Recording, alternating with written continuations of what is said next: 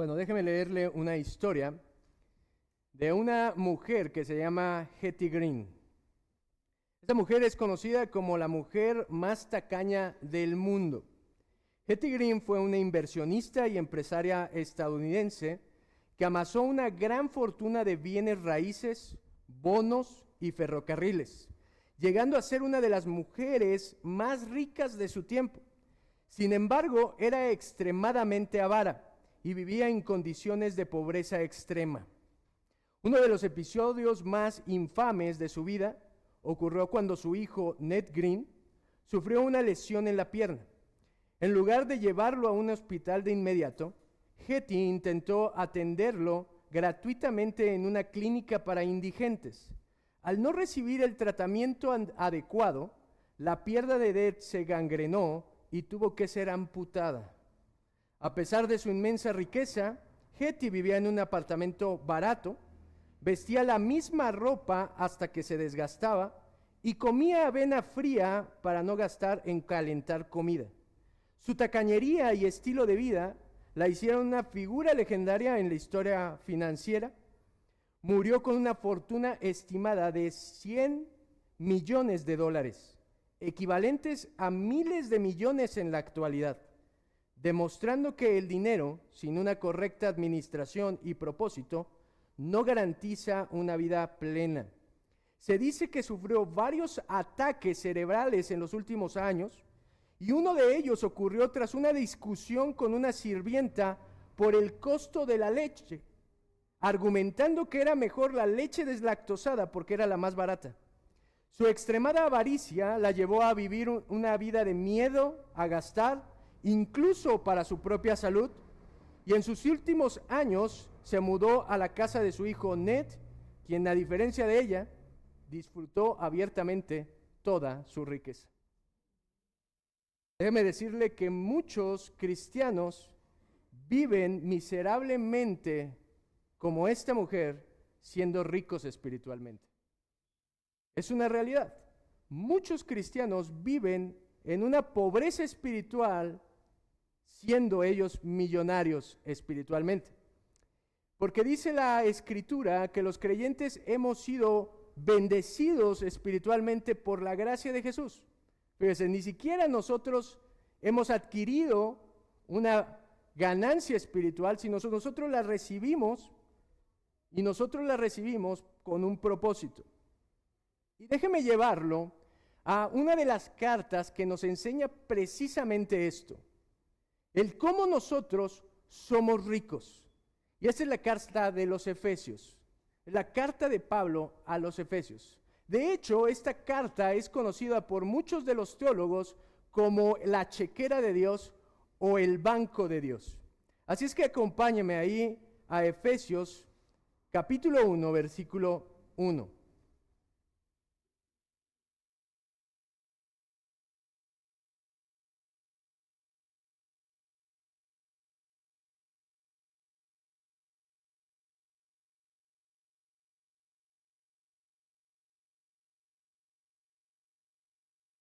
Es mi oración el día de hoy que usted pueda sentirse grandemente bendecido por Dios, por el favor de Jesucristo. Mire, el versículo 1 dice lo siguiente: Pablo, apóstol de Jesucristo por la voluntad de Dios, a los santos fieles en Cristo Jesús que están en Éfeso. Gracia y paz a vosotros, de Dios nuestro Padre y del Señor Jesucristo.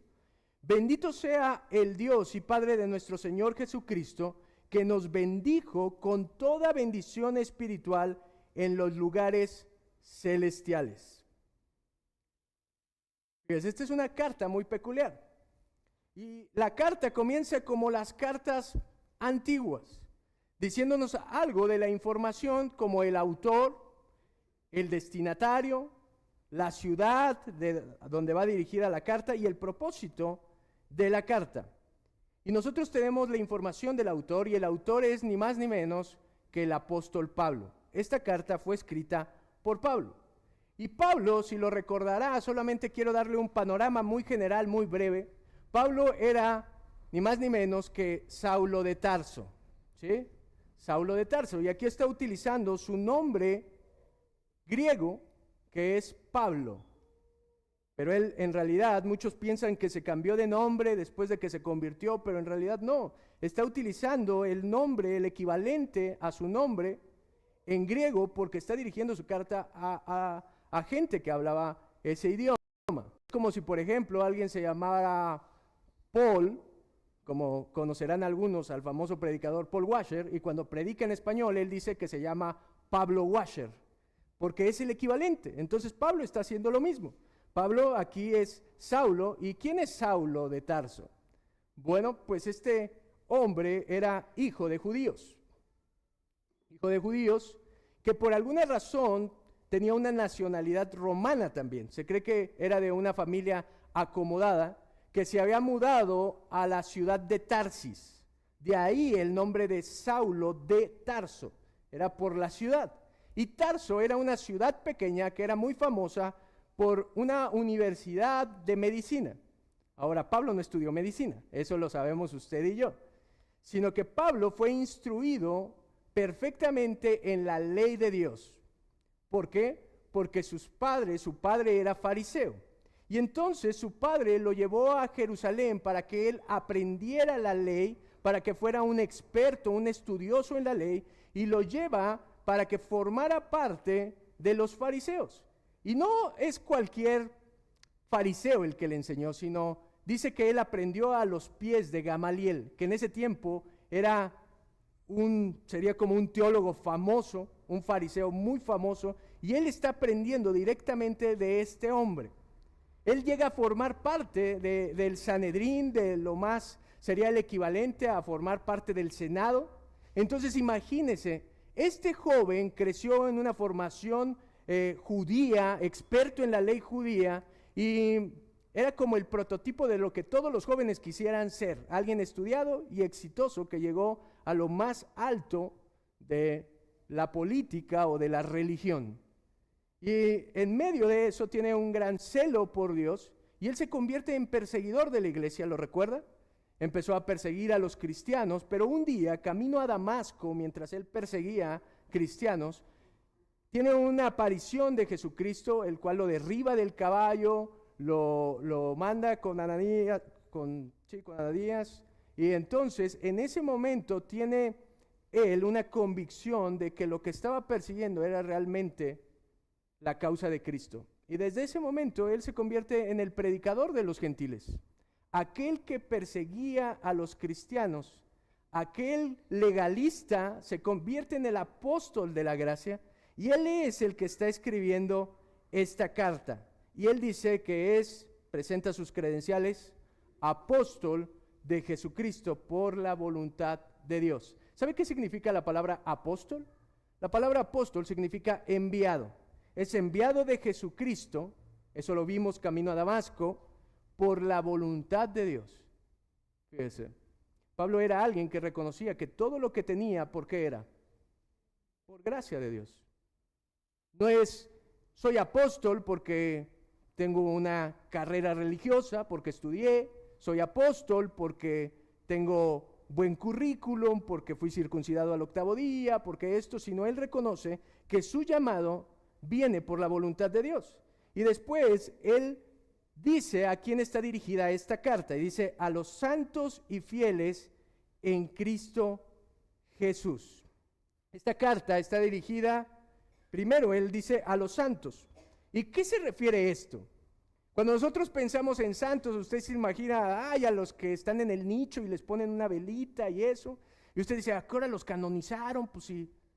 Pero no, en realidad eso no se refiere a un santo. La palabra santo se refiere o significa apartado. Y escuche, esto es lo interesante. Santo, o a los santos que se refiere, son santos por Jesucristo. Esto no quiere decir que se está dirigiendo a personas que no pecan, porque es la idea que tenemos. ¿Quién es un santo? Aquel que no peca, aquel que no se equivoca, aquel que no falla. No, santo es aquel que ha venido a creer en Jesús y ha sido colocado en la posición de santo. Es decir, él no ganó esa posición, sino él fue colocado en la posición de santo y es santificado hasta la perfección cuando aparezca el príncipe de los pastores, que es nuestro Señor Jesucristo. Entonces, él dirige a los santos y luego dice a los fieles. Esto es la gente que permanece en Cristo. ¿Se acuerdan que él constantemente, Jesús predicó acerca de parábolas referentes a permanecer a él, que estos eran los verdaderos creyentes? Dice, yo soy la vid, ustedes son los pámpanos. Tienen que permanecer en mí porque fuera de mí no pueden hacer nada. Eso es lo que él ha enseñado y eso es a lo que se refiere Pablo aquí. En otras palabras, los santos y fieles en Jesucristo no son ni más ni menos que los creyentes. Y eso quiero que lo tenga en mente. Esta carta va dirigida para creyentes. ¿Aquí hay creyentes? Bueno, y para creyentes gentiles, porque están, él lo dice, ¿dónde? En Éfeso. Ahora, nosotros al igual que ellos somos gentiles que hemos sido adquiridos por Jesucristo y agregados al pueblo de Dios. Eso nos tiene que quedar claro. Entonces, mire, esta carta tiene mucho que enseñarnos a nosotros. Y él comienza con una salutación, un saludo. Esto es un saludo muy judío. Gracia y paz. Dos palabras. Charis, que significa favor, y Dios derrama su favor sobre todos. ¿Sabía eso? Dios está derramando su favor sobre todos. De hecho, dice que Dios es tan bueno que hace salir, o tan bondadoso, que derrama su favor sobre todos. ¿Cómo lo sabemos? Porque hace salir el sol sobre buenos y malos. Cuando usted se levanta y usted ve salir el sol sale para todos, ¿verdad? Dicen. Pero el sol es la muestra de que su favor general está siendo derramado sobre la humanidad. Pero déjeme hacerle una pregunta. Si esta carta es dirigida para creyentes, ¿dónde muestra más su favor Dios para con los creyentes? ¿Dónde mostró más su favor para con los cristianos? ¿Alguien tiene una idea? Él mostró su favor en la salvación. No hay mayor muestra que cuando nosotros fuimos salvados por Jesucristo. De hecho, Martin Lloyd-Jones dice lo siguiente: Pablo comienza con gracia porque todo lo que tenemos como cristianos proviene de ella. No somos cristianos por nuestra bondad, sino por la gracia de Dios. No somos cristianos porque seamos buenos. Dios no nos bendice porque no lo merezcamos, sino simplemente porque Él dio gracia, favor inmerecido para con nosotros. Y después utiliza la palabra shalom, que es paz. Y esto no es una simple sensación de calma. No es como, ay, quiero sentir la paz, y usted en la playa siente la paz así en las olas y el mar. No. Esta paz a la que se refiere Pablo es el resultado de haber sido reconciliados con Dios. De que antes éramos enemigos de Dios y ahora pasamos a ser parte del pueblo de Dios. Entonces, estas dos palabras son muy importantes, es un buen deseo para todo creyente. Y entonces, él empieza a decir a esas personas que están en Éfeso. Al parecer, esta era una carta cíclica. Esto era muy común en la antigüedad. ¿A qué me refiero con esto? Que el escritor, por ejemplo, el apóstol Pablo, escribía la carta para varias iglesias. Y ellas se la pasaban de iglesia en iglesia. Entonces iba a la carta viajando de ciudad en ciudad. Al parecer, esta es una de esas cartas porque en los manuscritos más antiguos no está la palabra Éfeso. No viene esa palabra porque al parecer el manuscrito del cual traducimos esto fue donde acostumbraban en las iglesias cuando llegaba la carta a agregar el nombre de su ciudad para poder leerla en público. Entonces, eso es lo que está sucediendo aquí. Entonces, tenemos la certeza de que no es exclusivo lo que va a decir Pablo solamente para la iglesia de Éfeso, sino se está refiriendo a toda la iglesia de Jesucristo. Esto nos compete a usted y a mí, ¿sale? Y eso es como comienza la carta. Y ahora voy al meollo del asunto. En el versículo 3 dice: bendito sea el Dios y Padre de nuestro Señor Jesucristo, que nos bendijo con toda bendición espiritual en los lugares celestiales en Cristo. Pablo introduce esta gran verdad de la gracia con una alabanza a Dios. Él dice, la idea principal es que Dios nos bendijo con toda bendición espiritual. Pero antes de hacer eso, él alaba a Dios y dice, bendito sea el Dios y Padre de nuestro Señor Jesucristo. La palabra bendito es una declaración de la bondad de Dios. Es como decir, es muy bueno. Y mire, nosotros recordará las palabras que dijo el Señor Jesús cuando vino ese hombre a decirle, maestro bueno. ¿Y qué contestó Jesús? No hay ninguno bueno, sino solamente uno. ¿Quién? Dios. Solamente hay uno que es digno de ser llamado bueno, y ese es Dios.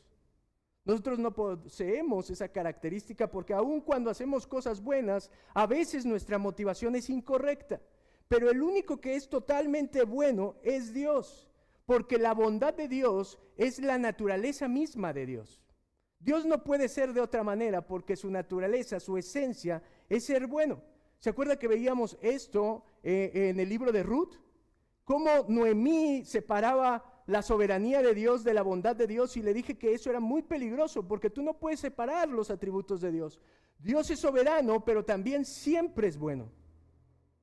Dios es bueno todo el tiempo, ¿no es cierto? Hasta nos sabemos esa frase, pero mire, nada hay más apropiado para el pueblo de Dios que adorarle por su gran bondad. No hay nada más apropiado para nosotros como creyentes que adorar a Dios por su bondad. Aún en tiempos de dolor, aún en la lucha, la frustración, la oposición, la adversidad, Él es bueno en medio de todo eso. Y nuestra respuesta aún en las situaciones, en las tragedias de nuestra vida, siempre debe de ser gratitud de que Él está mostrando a través de eso su bondad. Ahora, mire, ¿qué hace este Dios bendito? Al que llama bendito sea el Padre. ¿Qué hace este Dios? No hace otra cosa que bendecir. Bendice, es decir, otorga su bondad. Aquel que es bueno, ¿qué es lo que da? Buenas cosas. Dios no sabe dar otra cosa. Dios no sabe dar cosas malas, Dios no sabe dar cosas a medias. Todo lo que Él da es bueno porque Él es bueno. Mire, dice Santiago capítulo 1 versículo 17, toda buena dádiva y todo don perfecto desciende de lo alto, del Padre de las luces.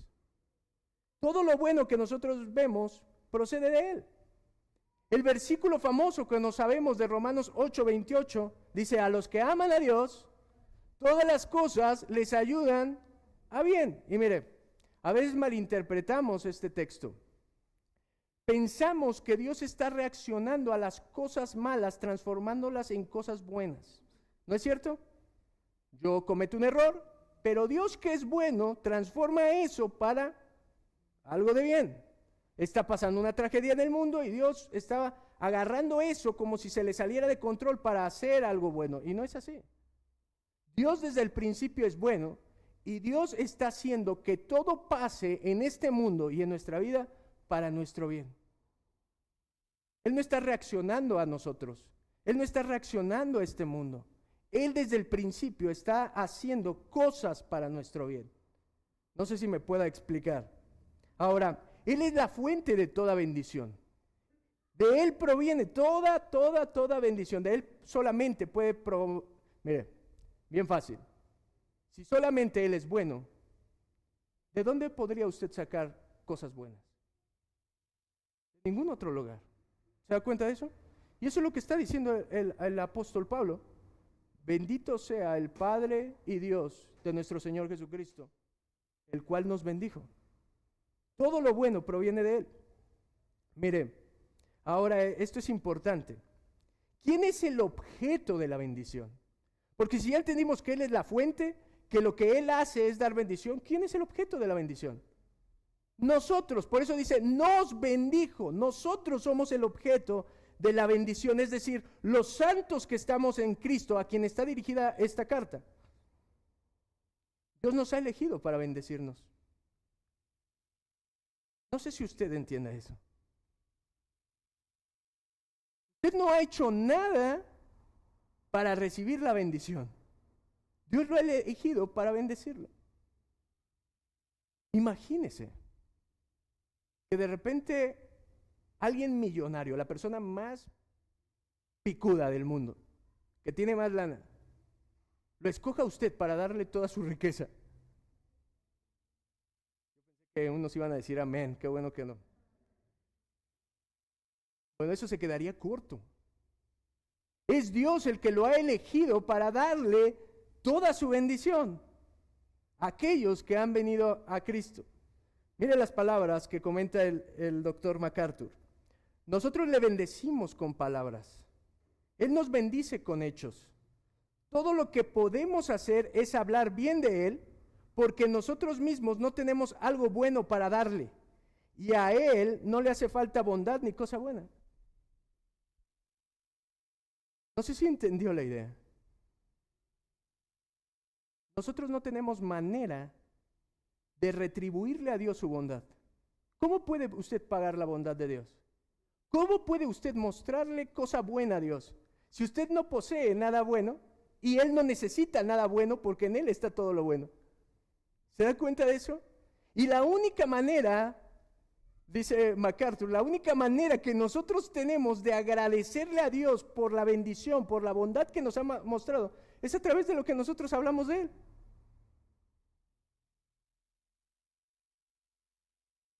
Mi hermano, ¿qué tan consciente es de lo rico que usted es en Cristo?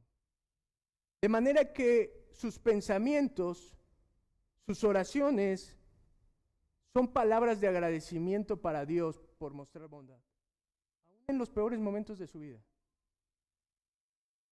¿Qué tan consciente es que Dios le ha dado todo lo bueno que usted necesita? Mire, Dios no nos bendice por nuestra bondad, nos bendice con bondad por su bondad. No sé si entiende la diferencia. Dios no nos bendice por nuestra bondad, sino nos bendice con su bondad por su bondad. Mire, muchas veces los cristianos ignoramos eso. Ignoramos esta verdad que dice ese versículo tan corto, que nos bendijo con toda bendición espiritual en los lugares celestiales. Nosotros deberíamos de vivir a la luz de esa verdad. Nosotros deberíamos de vivir todos los días consciente de eso, que Dios ya lo bendijo con toda bendición espiritual. Mire, quiero contarle una historia. Leí la historia de un hombre que un día fue a un hotel. No sé si se lo pagaron o él juntó dinero y fue al hotel de vacaciones. Pero era un hotel muy lujoso. Tanto así que empezó a tener temor de estar ahí. Y entonces empezó a ir a los restaurantes y empezó a ver los restaurantes del hotel y todos, ya sabe, comida de especialidades. Entonces él se sintió un poco opacado por eso y cada que llegaba a un restaurante del hotel pedía la carta, leía toda la carta y buscaba qué era lo más barato que él podía consumir. Porque dijo, no vaya a ser que en el primer desayuno yo me gaste todo mi dinero.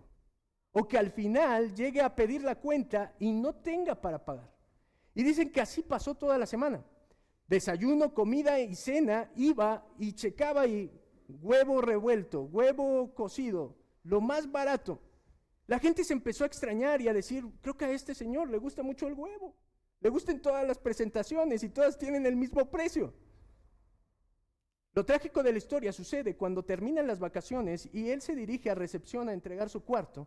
Y al entregar las llaves del cuarto, este hombre pregunta, ¿cuánto debo de mis gastos de los restaurantes?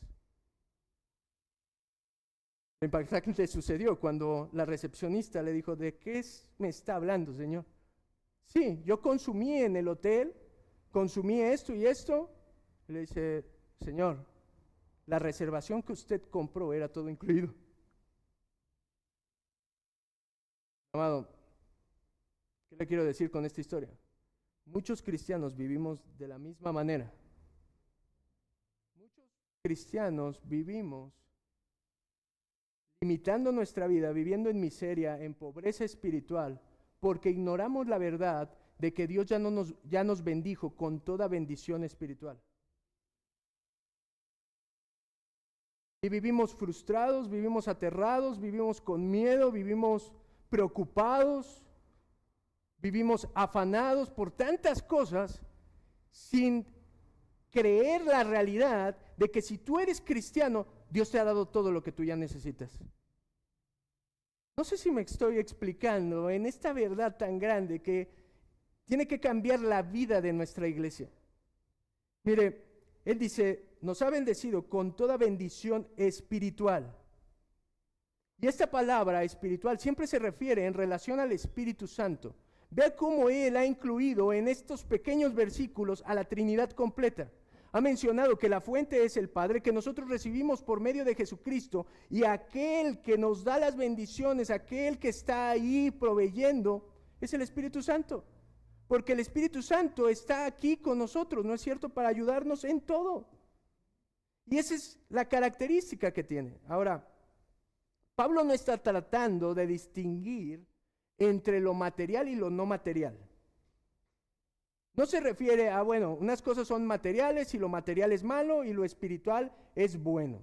No está haciendo esa distinción, sino él se está enfocando en llamarle bendiciones espirituales a todo, al origen de donde provienen esas bendiciones que usted y yo recibimos todos los días. Y todas esas bendiciones provienen del Espíritu de Dios, sea material o sea no material, sea que beneficie nuestro espíritu, sea que beneficie nuestra mente, sea que beneficie nuestro cuerpo, sea que beneficie nuestra vida diaria, en cualquier área, Dios ya nos ha dotado de todo lo que usted necesita. A mí se me venía a la mente esos videojuegos, soy el único que le gustan los videojuegos, tú ibas con el monito ahí en los videojuegos de aventura y el juego te iba proveyendo de todo lo que necesitabas y te iba dando las armaduras, te iba dando los corazoncitos y todo. Esa es nuestra vida del cristiano. A lo largo que nosotros vamos avanzando y nuestra historia se va desenvolviendo, Dios nos ha dotado ya de todo lo que usted requiere. Mire, muchos cristianos oran pidiendo amor, ¿no? Quiero ser más amado, quiero que me amen. Pero Romanos 5:5 dice, el amor de Dios se ha derramado en nuestros corazones por el Espíritu Santo que nos fue dado. A veces pedimos paz, quiero paz, pero Jesús dijo, mi paz os dejo, mi paz os doy. No como la da el mundo, no es parecido a lo que el mundo da, sino mi paz es permanente. Pedimos fortaleza, pero Pablo, por ejemplo, estaba tan convicto de que Dios ya le había dado todo, que Pablo dice, todo lo puedo en Cristo, ¿qué? Me fortalece. Segunda de Pedro, capítulo 1, versículo 3, dice lo siguiente, todas las cosas que pertenecen a la vida y a la piedad nos han sido dadas por su divino poder mediante el conocimiento de aquel que nos llamó para su gloria y excelencia. No es que Dios quiera darnos bendiciones.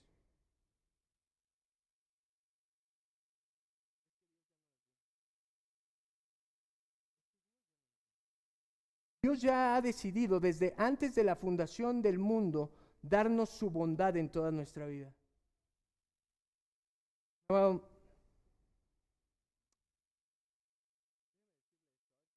explicar. Dios no está pensando en dar cosas buenas.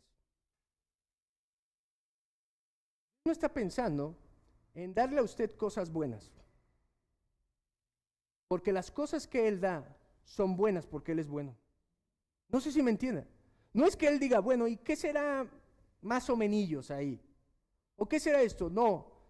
Lo que Dios da es bueno porque Él es bueno y Él ya ha decidido darle eso desde antes de la fundación del mundo, desde que antes existiera usted. Es más, desde antes de que usted fuera proyecto de sus padres, Dios ya había dado la dotación que usted necesitaba. Pero mire, esto nos debe enseñar una cosa, que usted no necesita nada fuera de Él. Si Él ya le ha dado toda bendición espiritual, usted no necesita nada fuera de Él. Todo lo encuentra en Él. Toda la satisfacción, la felicidad, la encuentra dentro de Él. Y en la medida en que usted se entrega a Él, usted recibe lo que Dios le ha provisto para su vida. ¿No se siente agradecido de eso? Usted no ganó nada, usted no hizo nada, simplemente Dios muestra su bondad. Y mire, el problema es esto, nuestro débil corazón, que nuestro corazón pronto se apresura a buscar la plenitud fuera de Dios. Vea lo que Dios le dice a su pueblo en Jeremías capítulo 2, versículo 3. Porque dos males ha hecho mi pueblo. Me dejaron a mí, fuente de agua viva, y cavaron cisternas rotas que no retienen agua. Esos son los dos pecados del pueblo de Dios. Número 1, me dejaron a mí, que soy la fuente de agua viva.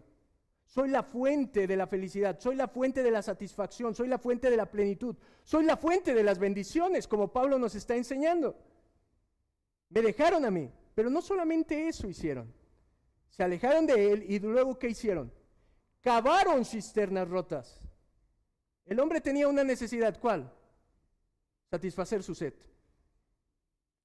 Dijeron, no necesitamos a Dios, podemos hacer cosas sin Dios, y entonces agarraron y empezaron a hacer cisternas. Pero el problema cuando usted hace cisternas fuera de Dios es que estas cisternas están rotas. Y por más que usted le eche agua y le eche agua y le eche agua y le eche agua, usted siempre va a tener sed porque no va a retener ningún agua. Siempre va a tener necesidad. Así son las personas que buscan la plenitud y la felicidad fuera de Dios. Nunca la van a poder encontrar, nunca la van a poder retener. A lo mejor los placeres de esta vida, el satisfacer deseos de la carne, le va a proveer una felicidad momentánea, pero se va a esfumar rápido. Mire, quiero decirle en qué cosas el hombre más o menos busca su felicidad o su vida fuera de Dios. Número 1, el dinero y las posesiones. ¿No es cierto? Usted piensa que necesita algo fuera de Dios. Y lo que más piensa el hombre, ¿sabían que esto es la causa del estrés? ¿Es en lo que más piensa el hombre en lo económico? El hombre y la mujer. Es impresionante. Estamos pensando en el dinero que nos falta, en las posesiones que queremos y no tenemos. Y mire, piensan en la casa grande, en la casa lujosa, en el carro último modelo. Pero mire, la Biblia nos da un ejemplo. El hombre insensato, rico, que edificó un montón de graneros, y que la Biblia dice, tonto, ¿no sabes que esta noche vienen a pedir tu alma? Es una cisterna rotísima el dinero y las posesiones. No estoy diciendo que sean malas. Estoy diciendo que cuando usted pone su confianza ahí, o cuando usted piensa que su bendición está ahí, usted está teniendo una cisterna rota. Nunca va a poder ser feliz o bendecido plenamente. Mire, Filipenses 4:19 dice, mi Dios pues suplirá todo lo que os falte conforme a ¿qué? A nosotros nos faltan cosas. ¿Nosotros tenemos necesidades de cosas? Sí. ¿Usted cree que su Padre Celestial no tiene abundancia de todo para satisfacer la necesidad que hoy usted tiene? Él pues suplirá conforme a sus riquezas en gloria. La segunda cosa que normalmente nosotros ponemos como una cisterna es el reconocimiento.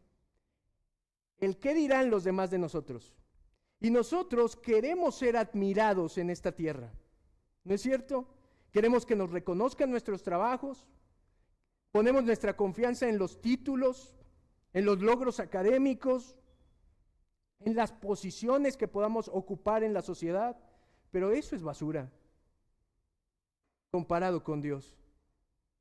Si Dios nos permite eso, es una bendición, pero no es el meollo del asunto. No es lo que lo va a hacer feliz. ¿Quiere una prueba de eso? La Torre de Babel. ¿Por qué construyeron la Torre de Babel? ¿Qué buscaban? El reconocimiento. Que sus nombres fueran perpetuos, hacer una escalera hasta el cielo, hacer como una pirámide. Porque si recordará, en la antigüedad, a un gobernador o a las personas se les reconocía su grandeza por las construcciones que lograban hacer. Y ellos deciden construir su Torre de Babel para recibir el reconocimiento. Y oh, qué tontos son. Ahí no está la felicidad. está la felicidad. El verdadero propósito de la vida de un creyente está en servir a Dios. No tiene que ver con el reconocimiento de los demás. Un verdadero hombre y mujer de Dios no es aquel que está buscando su satisfacción en ser reconocido, sino en servir a Dios y en servir a su pueblo. La tercera cosa que luego hacemos cisternas son las relaciones humanas. Nosotros decimos, bueno, sí está padre Dios, pero necesito el amor de una pareja. Necesito una mujer, necesito un hombre, necesito amigos, necesito familia. Y aunque todos necesitamos de eso, no es la necesidad más grande que tenemos. ¿Se acuerda de la historia de la mujer samaritana? Aquella que conoció a Jesús, bueno, que reconoció ahí Jesús en el pozo, que estaba sacando agua y que le dijo, ¿cuántos maridos tenía esa mujer? Bueno, ninguno. ¿Cuántos hombres tenía esa mujer? 5. Y el que ahorita tienes no es tu marido. ¿Sabe dónde estaba construyendo su cisterna esa mujer? Diciendo, lo que necesito en la vida, aparte de Dios, es el cariño de un hombre, la compañía de un hombre. Jesús le dijo, si supieras quién es el que te pide agua, tú me pedirías a mí y nunca más tendrías sed de eso. No va a poder amar a nadie a menos de que usted esté completo en el amor de Dios. La cuarta cosa que quiero hablarle es otra cisterna, son nuestros placeres y entretenimientos. Vivimos en la generación del entretenimiento. Premiamos sobre todas las cosas que sea entretenido. De hecho, aún venimos a la iglesia y queremos que la predicación sea entretenida, ¿no es cierto? Y si es expositiva, es aburrida, aunque me estén enseñando la Biblia. Prefiero que me digan mentiras porque son entretenidas. Pero mire, a veces pensamos la fiesta, la diversión, los vicios, las redes sociales. ¿Sabe que cada que pasa el scroll de la pantalla se liberan dopamina en su cerebro, que es como una droga y por eso nos hacemos adictos a la tecnología, a las redes sociales, porque nos están mandando estímulos todo el tiempo? Y nos volvemos presos de eso. Y pensamos que ahí está nuestro descanso, nuestra válvula de refugio, nuestra esperanza. Esa es mi liberación. No, mi hermano. El descanso solo puede estar en Cristo. A veces, póngase a pensar en el hijo pródigo. El hijo pródigo pensó que su felicidad estaba ¿en qué? En recibir la herencia y gastarla en sus placeres. Pero, oh, absurdo, se le acabaron más rápido de lo que pensó, ¿no es cierto? Mire, Jesús dijo, estas cosas os he hablado para que en mi gozo esté en vosotros y vuestro gozo sea completado. A veces pensamos que nuestro desempeño religioso es lo que nos trae felicidad, ¿no? Nos sentimos bien con Dios por nuestro desempeño religioso. Vengo todos los domingos a la iglesia, llego temprano, tengo un ministerio, sirvo a tanta gente, hago tantas actividades de la iglesia. Dios, eso es una cisterna rota. Si usted quiere buscar su identidad, si usted quiere buscar su satisfacción en cosas religiosas, usted va a ser un religioso más.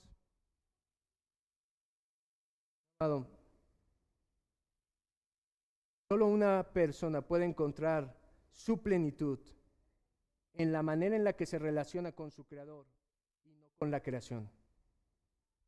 Lo primero que usted tiene que hacer, si usted quiere ser completo, feliz, es tener una relación con su creador. Porque de una relación sana depende de que usted tenga una relación sana con las cosas creadas. Nunca usted va a poder encontrar la satisfacción y la felicidad en la creación, sino en el Creador, en aquel que es la fuente. Amado, quiero decirle esto. Nuestra riqueza espiritual no está en las bendiciones que nosotros recibimos aparentemente.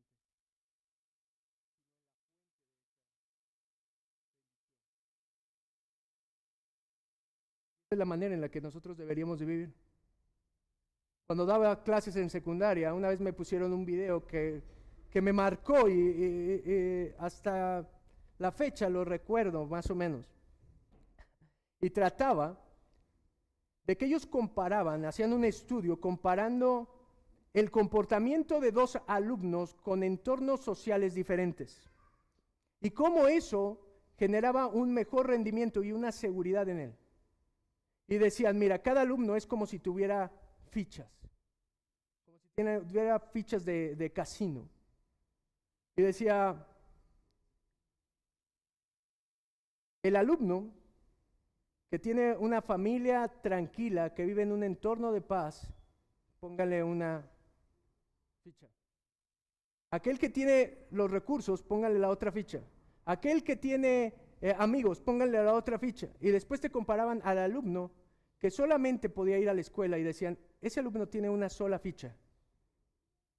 Aquel que está pleno en su entorno, que está feliz, tiene muchas fichas, y aquel que su entorno todo está mal, solamente tiene una ficha. Y decía, mira, cada que alguien pregunta, que la maestra pregunta y los alumnos van a participar, ellos ponen a jugar sus fichas. Y entonces cuando la maestra pregunta, ¿quién es el padre de la patria? El alumno que tiene una ficha, ve la ficha y sabe que solamente tiene una y que no se puede equivocar. El alumno que tiene una dice, es Miguel Hidalgo. Es Miguel Hidalgo, pero vive con temor y guarda la ficha. Y en cambio el que tiene más fichas levanta la mano y dice, ¡Morelos! Dice la maestra, no, no es Morelos. ¿Qué nadie sabe? Es Miguel Hidalgo. Y la reflexión era esta, que de acuerdo a lo que nosotros percibimos o el entorno en el que nosotros vivimos, es la seguridad con la que andamos en la vida. Amado, cuando usted es cristiano y no entiende la riqueza que usted tiene en Cristo, usted vive como mendigo, teniendo miedo y afanado por todas las cosas porque no sabe la riqueza que tiene en Dios. Cuando usted sabe lo que le ha dado Dios, usted es como el niño que tiene un montón de fichas y enfrenta la vida con fe y seguridad de que su Padre Dios lo está sosteniendo.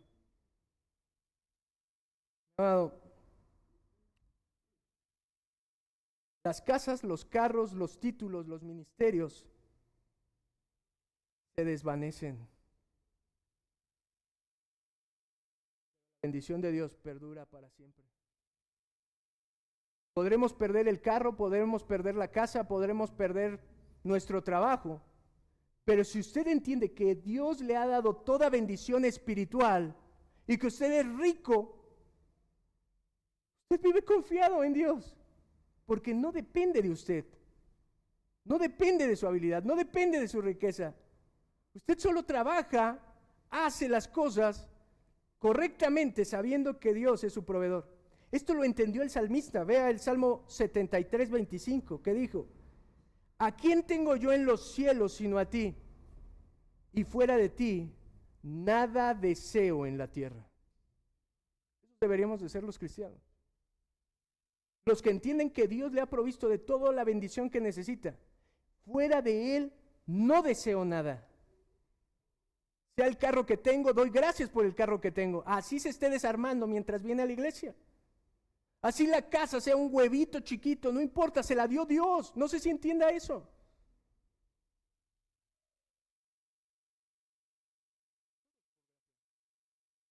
A veces estamos preocupados de, yo quisiera ser el pastor de una iglesia, mega iglesia de 100 personas. No puedes ni cuidarte tú solo, compadre. Es la gracia de Dios. Es lo que Dios te ha dado. Todo lo que tú tienes es lo que Dios te ha dado. Todo lo que ha pasado en tu vida es la bondad de Dios que Él te la ha mostrado. Y mire, ¿dónde está esa riqueza? Dice el versículo 3 de Efesios, en los lugares celestiales. Este es el reino sobrenatural de Dios. Mi vista percibe las cosas naturales. Pero hay un mundo espiritual que yo no puedo ver con mis ojos, pero sé que existe y que es ahí donde está todo mi fondo. Mire, dice Colosenses 3:1, buscamos las cosas de arriba, donde estás Cristo sentado a la diestra de Dios. Esto es relevante. Déjeme ponerle una ilustración para que vayamos cerrando.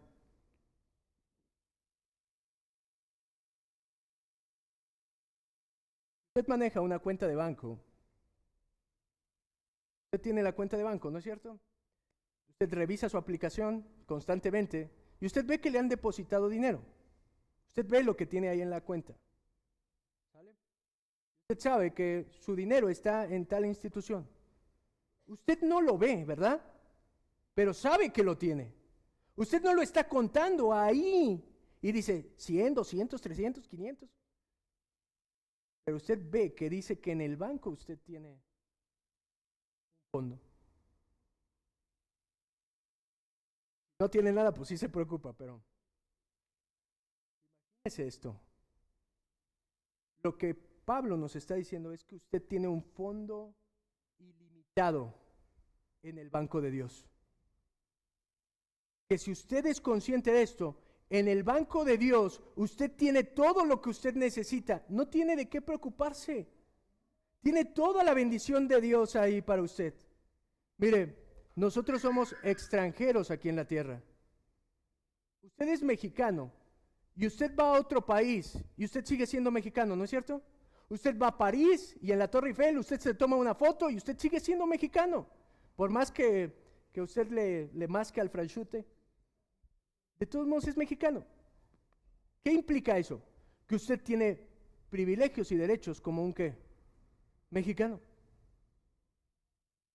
Nosotros los cristianos somos extranjeros en esta tierra, porque nuestra nacionalidad está en el reino de los cielos. No sé si entiende esto.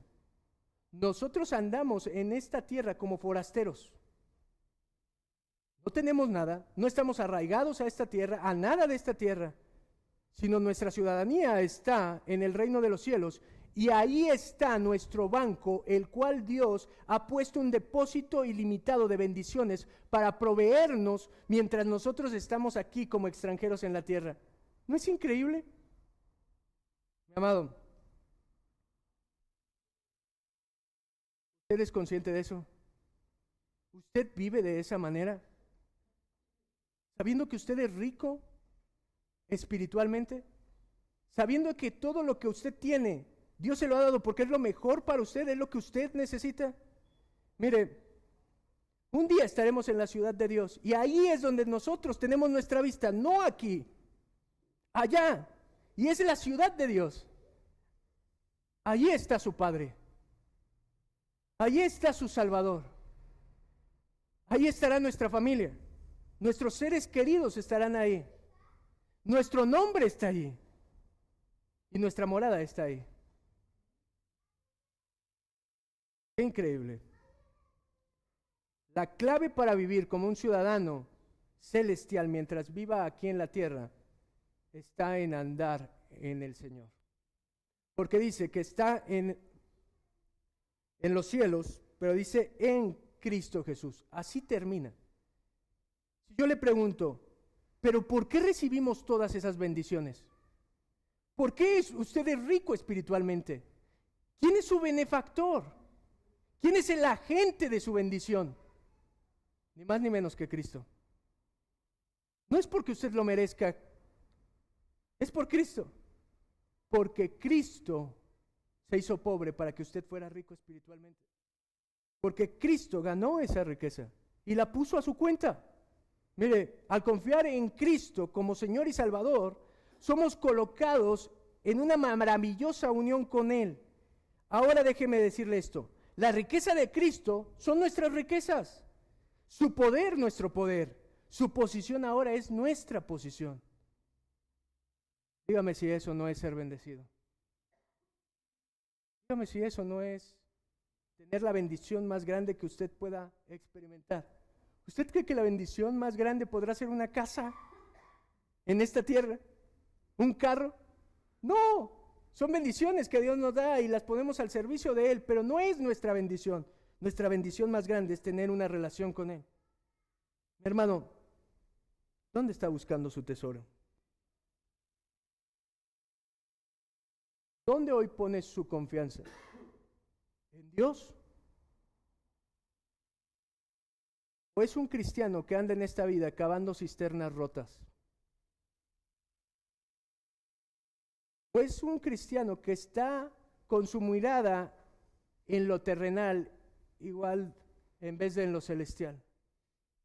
Está tan preocupado, tan afanado, tan estresado, tan deprimido, buscando satisfacción en cosas de este mundo. Está buscando en aquel que es rico. Amado, es tan absurdo vivir así. Es absurdo que un cristiano viva así.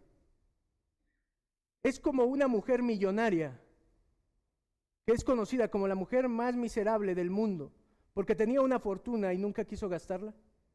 Es tan absurdo como aquel hombre que va a un hotel todo incluido y se limita a disfrutar de todo porque pide lo más barato. Así es alguien que es cristiano y no entiende que la bendición Dios ya se la ha dado en su vida. Mi amado, viva la plenitud de un cristiano que sabe que su fuente de bendición es inagotable. Solo en su presencia, dice la palabra, hay plenitud de gozo. Solo usted va a disfrutar esta vida y ser feliz cuando usted entienda que Dios ya le ha dado todo lo que usted necesita. Amén. ¿Por qué no oramos?